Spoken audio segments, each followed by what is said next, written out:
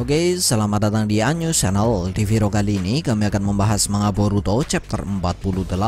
Kashin Koji akhirnya menggunakan Sage mode untuk menyerang Isshiki Otsutsuki. Namun walaupun dia sudah menggunakan Sage mode dan menggunakan semua yang dia miliki, Kashin Koji terpaksa harus mengakui kekalahan dari Isshiki Otsutsuki. Dan setelah mengalahkan Kashin Koji, Isshiki kemudian pergi ke desa Konohagakure yang dijaga oleh Naruto dan Sasuke. Dan seperti biasa, sebelum masuk ke dalam pembahasan, jangan lupa untuk klik like, share, subscribe, serta tekan tanda loncengnya juga ya. Terima kasih. Kemudian langsung saja, berikut ini adalah pembahasan manga Boruto chapter 48 yang sudah kami rangkum ke dalam beberapa hal menarik. Hal menarik pertama, kelanjutan cerita dari pertarungan Kashin Koji melawan Jigen. Dan setidaknya itulah yang diperlihatkan di beberapa halaman awal, di mana dalam pertarungan yang ada di beberapa halaman awal ini, sang autor hanya ingin menjelaskan bahwa teknik Sukuna Hikona milik Isshiki sudah berada jauh di atas Jigen. Karena teknik Sukuna Hikona Isshiki dapat mengecilkan hampir apapun yang dia lihat hanya dengan waktu yang sangat singkat. Bahkan sempat dijelaskan hanya sekedipan mata.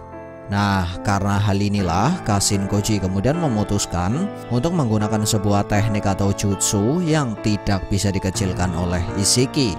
Ya, jutsu atau teknik yang digunakan oleh Kashin Koji bernama Ranji Shikami no Jutsu. Sebuah jutsu yang dapat membuat penggunanya memanipulasi metabolisme kepala hingga si pengguna dapat memanjangkan dan mengendalikan pergerakan rambutnya. Lalu cakra yang mengalir di dalam rambutnya dapat membuat rambut si pengguna mengeras hingga sekeras kawat baja. Dan kalian tahu sendiri kan bahwa teknik ini dulunya sering digunakan oleh Jiraiya. Hal menarik kedua, seperti apa yang dijelaskan oleh Isshiki, saat ini tubuh yang dia gunakan dipenuhi oleh kekuatan yang luar biasa. Namun walaupun di salah satu sisi kekuatan yang dia miliki ini memang membuatnya memiliki keuntungan dalam sebuah pertarungan, tapi di sisi lain kekuatan luar biasa yang dia miliki merupakan sesuatu yang merugikan baginya. Karena kekuatan tersebut bisa digambarkan sebagai bom waktu yang bisa meledak sekitar 2 hingga 3 hari lagi. Karena tubuh yang dia gunakan saat ini tidak mampu menahan kekuatan tersebut. Hal menarik ketiga, Isshiki Otsutsuki merupakan anggota klan Otsutsuki yang terkesan berbeda dari Otsutsuki yang lain. Karena Isshiki sendiri tidak hanya mengandalkan kekuatan besar yang dia miliki, bahkan dia cenderung lebih menggunakan kecerdasan yang dia miliki untuk menyelesaikan sebuah pertarungan tanpa menyia-nyiakan kekuatan yang dia miliki. Dan lebih hebatnya lagi, sempat dijelaskan kalau dia memiliki kemampuan analisa yang lebih tinggi daripada Kashin Koji. Mengapa bisa demikian? Ya, tentu saja karena di sini dia dapat dengan mudah mengetahui apa yang sudah direncanakan oleh Amado. Padahal bila kita melihat perkataan Isshiki dan ekspresi yang diperlihatkan oleh Kashin Koji, sepertinya Kashin Koji sama sekali belum menyadari tentang rencana Amado yang sesungguhnya. Hal menarik keempat, setelah Amado resmi mendapatkan perlindungan dari desa Konohagakure dan Amado menerima semua syarat yang diberikan oleh pihak desa, sempat diperlihatkan bahwa Sasuke seolah menyadari sesuatu tentang Amado. Tapi entah apa alasannya, dia terlihat hanya terdiam saat menyadari hal tersebut. Oh ya, adegan Sasuke ini terjadi sebelum Shikamaru menunjukkan wajah bodohnya karena sudah tertipu oleh Amado, dan sesaat sebelum Katasuke berbicara kepada Amado. Hal menarik kelima, sebelum adegan kembali berpindah pada pertarungan Kashin Koji melawan Isshiki, Amado sempat menjelaskan bahwa Isshiki pasti akan mendatangi mereka untuk memberikan segel karma kepada Kawaki. Dan karena itulah dia memberikan saran agar mereka menyembunyikan Kawaki serta mengatakan agar Sasuke dan Naruto tidak terlalu jauh dari Kawaki. Bahkan dia sempat menggagalkan niatan Naruto yang ingin pergi membantu Kashin Koji. Dan satu hal lagi, dia juga sempat menjelaskan bahwa hanya Naruto dan Sasuke yang bisa mengalahkan Isshiki Otsutsuki. Hal menarik keenam, ada kemungkinan kalau Kashin Koji pernah berlatih di Gunung Myoboku, karena di chapter ini dia sempat diperlihatkan menggunakan Sage mode katak. Dan kami mengatakan kalau Kashin Koji menggunakan Sage mode katak karena pupil mata Kashin Koji memang terlihat seperti katak. Tapi perlu diketahui bahwa ada kemungkinan juga bahwa Kashin Goji mendapatkan teknik Sage Mode berkat teknologi senjata ilmiah ninja. Dan menurut kalian, dari manakah Sage Mode Kashin Goji?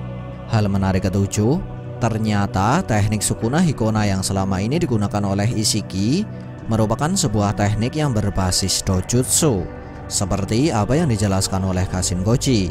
Dan karena hal inilah dia kemudian menggunakan Senpoko Kashin Ensen untuk mengganggu penglihatan Ishiki, dan kemudian memberikan sebuah serangan kejutan dengan menggunakan Cho Odama Rasengan. Tapi sayangnya dojutsu spesial Ishiki masih memiliki sebuah teknik rahasia yang tidak diketahui oleh Kashin Goji, di mana teknik rahasia milik Ishiki ini merupakan sebuah hijutsu bernama Daikokuten. Sebuah teknik yang dapat membuat penggunanya mengecilkan benda dan menyimpannya ke dalam dimensi dengan waktu yang terhenti, di mana si pengguna dapat memunculkan serta membesarkan benda yang sudah dia kecilkan dan dia simpan ketika dibutuhkan. Lalu dari fakta Kashin Goji yang tidak mengetahui teknik rahasia ini, sang autor seolah mengisyaratkan bahwa Kashin Goji baru pertama kali bertarung dengan Ishiki, sekaligus belum mengetahui semua kemampuan Ishiki.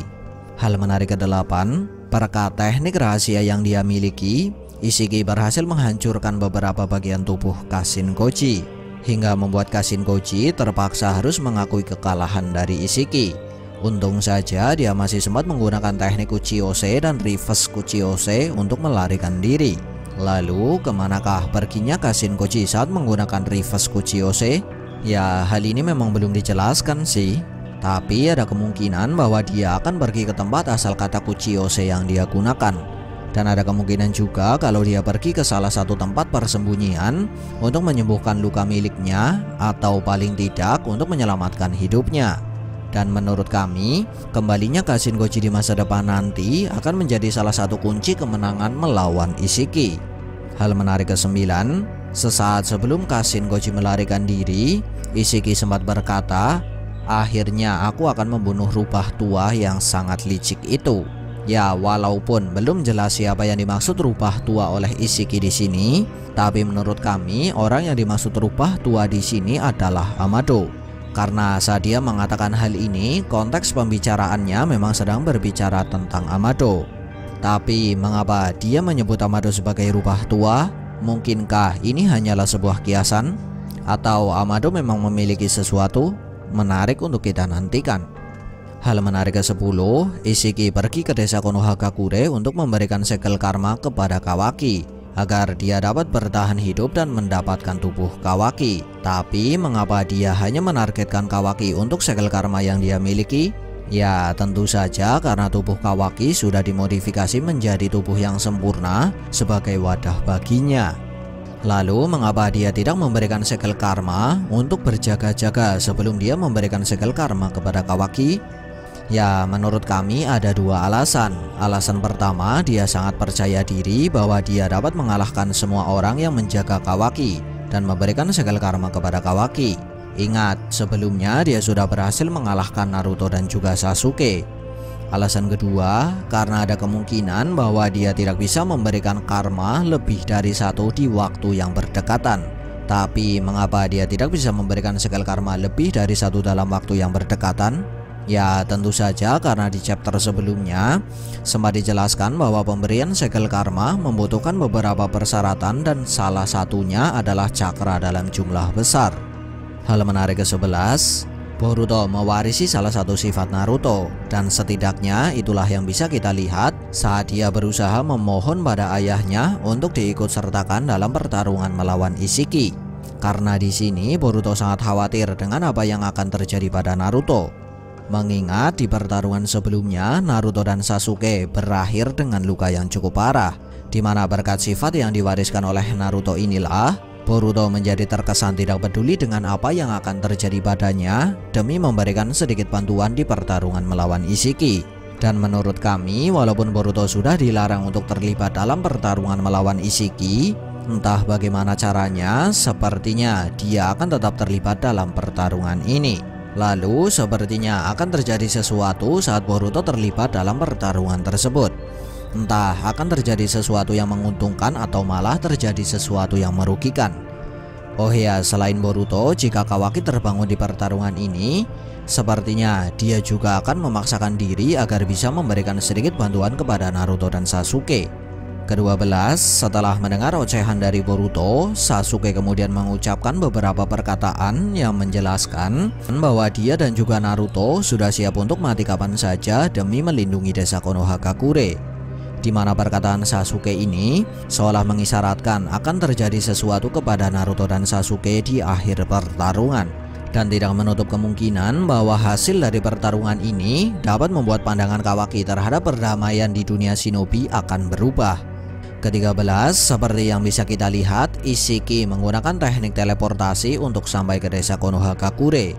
Dan dari ekspresi yang diperlihatkan oleh Ishiki, terkesan bahwa dia sudah sangat siap untuk melakukan sebuah serangan di desa Konohagakure.